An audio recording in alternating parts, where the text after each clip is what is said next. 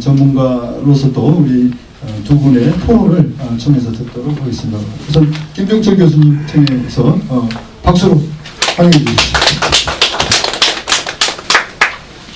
예, 다시 인사 올리겠습니다. 연세대 김종철입니다. 오늘 주제에 앞서서 앞에 우리 국민헌법 시민행동이 개헌에 관심을 많이 가지기 때문에 여야 5당 합의 사안에 대해서 제가 가지고 있는 정보를 가지고 좀 말씀을 먼저 드리는 게 필요할 것 같습니다. 그게 총 6개 합의를 한 걸로 알려졌는데요. 기본적으로 연동형 비례대표제 도입을 위한 구체적인 방안을 적극 검토한다는 겁니다. 기본 원칙은 그렇고 그 구체적인 방안에 대해서 2항, 3항, 4항 등에서 1월 임시국회까지 이것을 처리한다라는 내용으로 되어 있고요.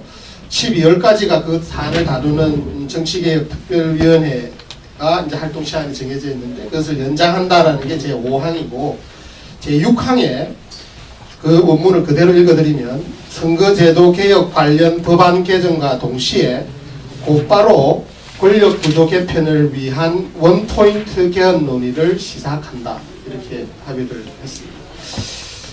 이것을 보면 이게 무엇을 의미하는지는 아마 좀 더 구체적인 논의 과정에 놓여 있겠지만 개헌 논의를 시작하되 권력구조 개편만으로 한정한다는 것이고 여기서 말하는 권력구조 개편은 사법개혁은 포함하지 않는 것으로 이해가 되어집니다. 왜냐하면 원포인트 개헌이라고 한 것으로 보아져서 여기서 말하는 원포인트는 현재 있는 정부 형태의 권력구조 중에서 국무총리를 대통령이 국회의 동의를 받아 임명하게 되어 있는데 국회가 선출하도록 하는 안을 두고 아마 개헌 논의를 하게 되지 않을까 이렇게 저는 추정을 합니다. 여기서 말하는 아주 제한된 개헌 논의의 한정을 합의를 한 것으로 되어 있기 때문에 그런 추정이 가능하리라고 생각하고요. 그동안 개헌 논의와 관련돼서 국회에서 많은 관심을 가져온 부분이 거기로 수렴이 되기 때문에 그런 것입니다.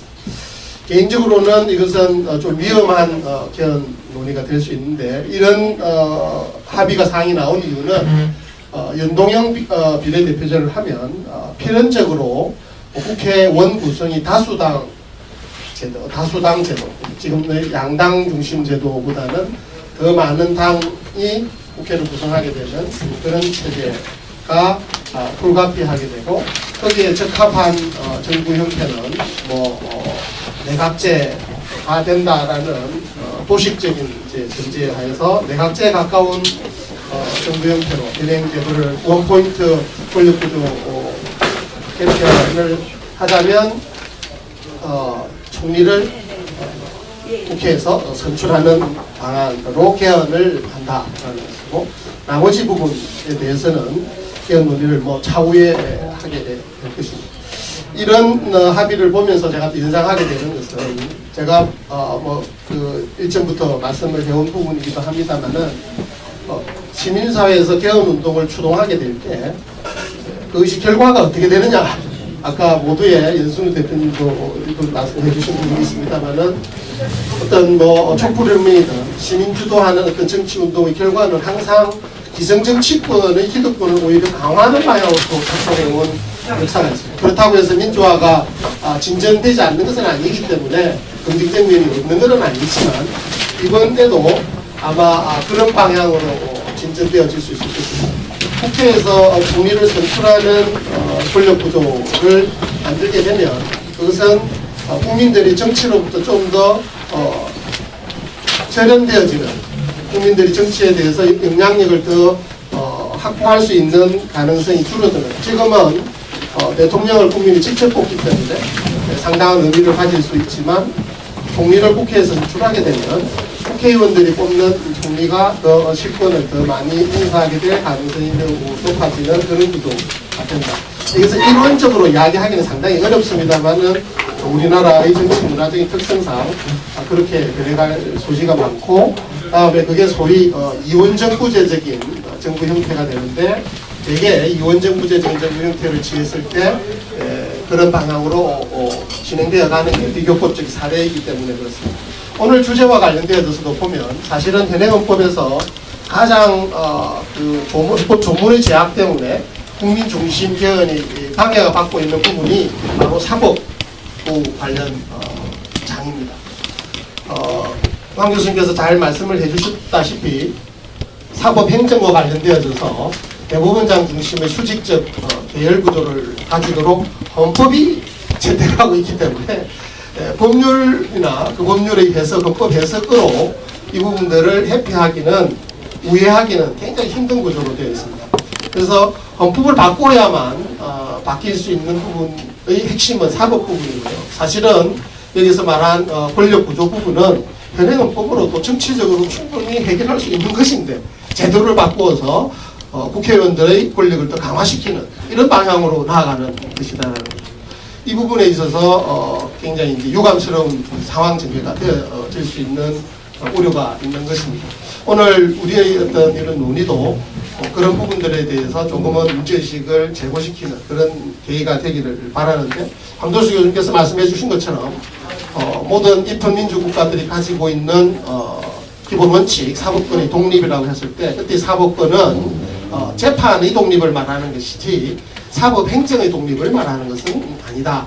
재판의 독립을 위해서 일정 부분 사법행정에 있어서도 독립성과 자율성이 필요한 부분이 있을 수 있는데, 그것이 너무 또 절대적 가치처럼 성역화되어져서 국민의 민주적 통제를 거부하는 그런 방식으로 사법권 혹은 사법행정의 독립이 지켜진다가는 지금 우리가 겪게 되는 사법농단 사태가 예견되어지는 것이다. 이미 헌법학회에서는 저를 포함해서 많은 분들이 일찍이 수십 년 동안 이 문제들을 지적을 해왔습니다. 사법행정권에 의해서 실제로는 외부 정치 권력에 의해서 사법 재판이 영향을 받을 수 있는 위험보다는 내부의 인사제도라거나 사법행정 때문에 오히려 법관들 스스로에 의해서 사법 독립이, 재판의 독립이 훼손될 위험성이 크므로 하루빨리 사법행정의 개혁을 이루어야 한다라고 주장을 해왔고 운동도 해왔습니다만은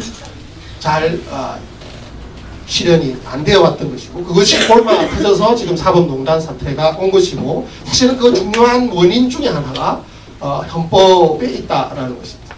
그랬을 때 국민이 사법을 통제하는 민주공화국에 적합한 그런 체제, 사법행정체제를 구축하기 위해서는 개헌의 필요성이 그 어떤 부분보다도 큰 부분인데, 그 부분들이 이번 개헌 논의 과정에서도 배제될 지금 위험성, 정치권에 의해서 지금 현재 현실화되고 있다. 그래서 지금 현재 합의가 아주 미시적으로 보면 긍정적인 측면이 없다라고는 할 수는 없지만, 전체적인 측면에서는 그 반대 방향으로 역행할 수도 있다는 점에 대해서 우리가 유의를 해야 할 것으로 보여지고, 오늘 주제가 되어지는 사법 개혁과 관련돼서는 더더욱 그러하다라는 점을 확인시켜 드리겠습니다. 저는 31페이지 개별 제안에 대한 저희 어떤 보충 말씀을 드리는 것으로 이 토론을 마무리하고자 합니다. 사법권과 사법행정권을 구분해서 이해하는 것 제일 중요한 어떤 사법개혁의 항목이기도 하지만, 더 큰 차원에서 민주공화국에 적합한 사법개혁을 하기 위해서는 국민참여 재판을 확대하는 것입니다. 국민참여 재판을 확대하는 것은 세 가지 차원에서 이루어지는데, 사법정책 참여에 대한 것을 확대하는 방안이 있고, 사법행정에 대한 참여를 확대하는 방안이 있고, 재판 그 자체에 대한 참여를 확대하는 것입니다. 사법정책 참여, 사법행정 참여는 사실은 헌법이나 입법개혁운동을 통해서 이루어지는 것인데, 오늘 강조되어진 것처럼, 황 교수님 강조해 주신 것처럼 사법평의회라든지 사법행정회의라거나 어떤 명칭으로 붙이건 사법행정에 관한 부분에 있어서 국민이 사법부를, 법관들을 통제할 수 있는 그런 장치들을 우선적으로 고민을 해야 한다라는 것이고, 현행헌법 하에서도 사법행정회의가 가능할 수 있는 부분들이 충분히 있으므로 도입을 해야 되는데, 지금 대법원장의 개혁안은 시민사회 기대에 못 미치게 후퇴하고 있어서 지금 현재와 약간은 나아가는 부분이 있지만 여전히 그 국민 주도의 어떤 사법 통제를 어렵게 하고 있는, 즉 사법 행정 참여에서 국민 참여 재판을 방해하고 있다는 점에서 더 진전된 개혁으로 나아가야 할 것입니다. 핵심은 사실은 재판 참여인데요. 현행 헌법 하에서는 이 재판 참여의 수단인 배심제와 참심제는 위헌이라는 논의가 많이 있습니다. 그 이유는 전문 법관에 의한 사법권 행사를 우리 헌법이 예정하고 있는 것처럼 되어 있는 부분들이 많이 있기 때문에 그렇습니다. 그렇지만 저는 현행 헌법 하에서도 충분히 다른 해석, 즉 비법률가 법관에 의한 재판이 가능한 부분들이 있을 수 있고 그것들을 위해서 배심이나 참심 재판들을 더 확대하는 것이 사실은 국민 참여 재판의 정수에 해당하는 것이다.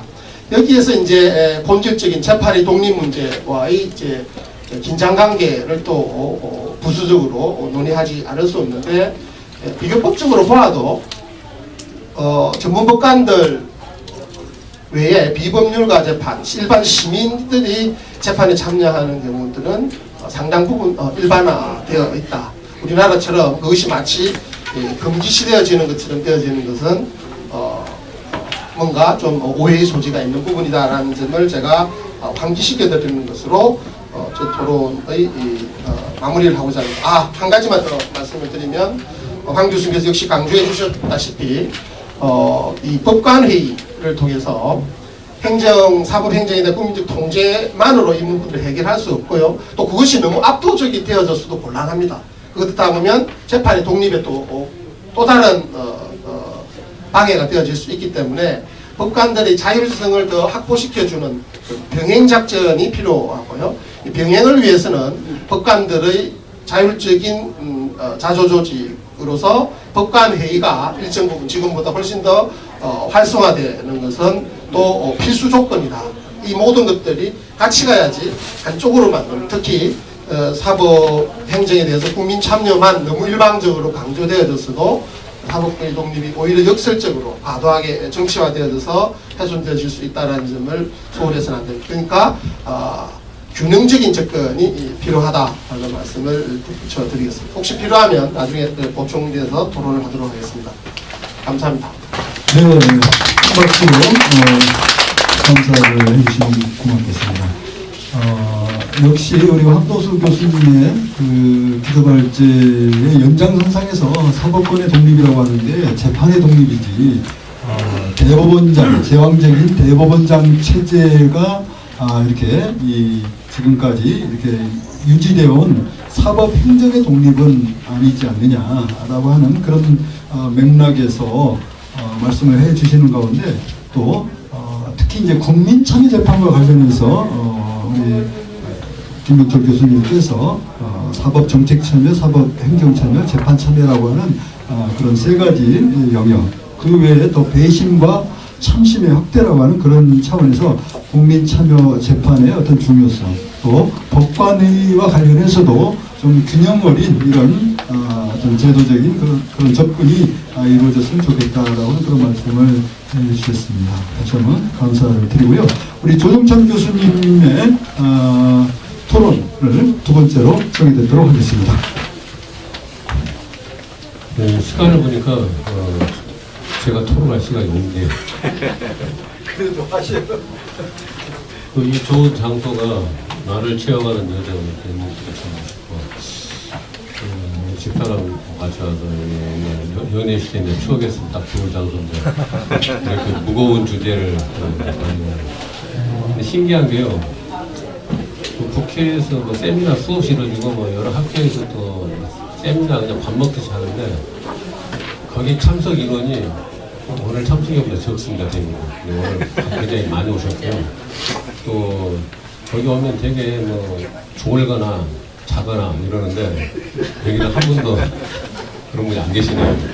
그리고 우리 황 교수님하고 교수님이 뭐 강의를 아주 잘하신 것 같지는 않은데 잘하게 한다는 게 뭐냐면은 쉽게 해야 되는 거예요. 근데 너무 어려운 주제를 하기 때문에 학생들한테도 좀 어려운 문제가 있어요. 근데 여러분들께서 안 주무신다는 것은 그만큼 이제 열망이 크다 그렇게 저는 이해했습니다. 그러다 보니까 제가 부담이 팍 되는데 저는 그 교수가 아니기 때문에 뭐 말은 겸임 교수가 뭐 하는 것은 시간이랑 다 비슷한 거고요.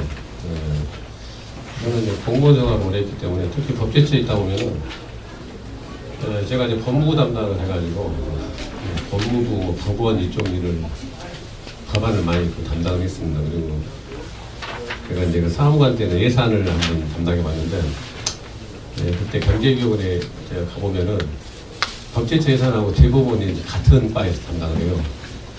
근데 그때만 해도 그 예산시 또 예산 사람 담당자들이 권한이 있으니까 예산 심의하다 보면 밥도 사야 되고 뭐 술도 사야 되고 그래요. 근데 그때 내무부가 또 같은 방에서 담당했거든요.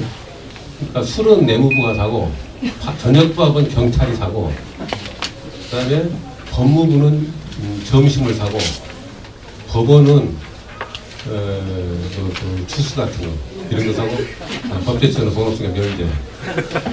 그러니까 법원이 완전히 그 찬밥순이 돼요. 그때 보니